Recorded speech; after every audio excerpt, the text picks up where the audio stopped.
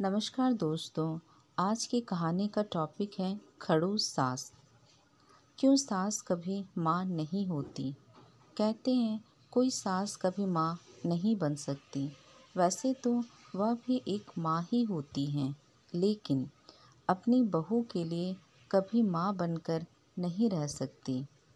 सास को माँ मत समझो, सास को माँ मत समझो और ना ही उनसे कभी माँ जैसी कोई उम्मीद रखो, क्योंकि जब तुम लड़खड़ा कर गिरोगी तो माँ दौड़ी चली आएगी तुम्हें उठाने के लिए, लेकिन सास कभी तुम्हें उठाने नहीं आएगी, वह खुद तुम्हें उठना सिखाएगी। जब तुम पर या परिवार पर कोई मुसीबत आती है तो माँ हमेशा आगे ढाल बनकर खड़ी रहती हैं, लेकिन सास तुम्हें आगे खड़ा करके ढाल बनकर लड़ना सिखाएगी। जब तुम सुबह देर तक सोती रहो, माँ तुम्हें कभी कुछ नहीं कहेगी, लेकिन सास कभी तुम्हें सोने नहीं देगी। वह तुम्हें वक्त पर जगना और सतर्क रहना सिखाएगी। तुम कितनी भी देर तक दोस्तों से बातें करो, पूरे दिन फ़ोन पर लगी रहो, माँ तुम्हें नहीं रोकेगी, लेकिन तुम्हारी सास तुम्हें हमेशा रोकती रहेगी, ताकि तुम एक जिम्मेदार इंसान बनो और वक्त की कदर करना सीखो। सबसे मुश्किल काम होता है परिवार को संभालना और उससे जुड़े रहना। इस काम के लिए सास से अच्छी टीचर कोई हो ही नहीं सकती, जो तुम्हें एक जिम्मेदार इंसान बनाती हैं और अक्सर खुद बुरी बनकर अपनी बहू के लिए भला ही सोचती हैं।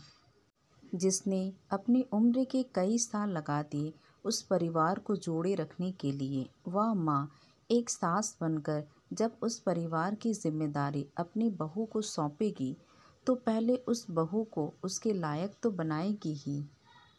हर सास अलग होती है, हर किसी का तरीका अलग होता है, लेकिन इरादा और नीयत हमेशा एक होता है और अपने परिवार के लिए समर्पित होता है। वह तो सास को बुरा दिखाकर टीवी सीरियल वालों ने सास के लिए नफरत भर दी है, वरना पहले बहुएं सास के बारे में इतना भी बुरा नहीं सोचती। जो बहू सास के साथ नहीं निभा सकती, सास को छोड़कर अलग रहती हैं, वह नहीं समझ पाती कि एक बिन डोर की पतंग को अक्सर हवा के साथ जहाँ चाहे वहाँ उड़ना होता है और फिर एक दिन ज़मीन पर आकर गिरना होता है।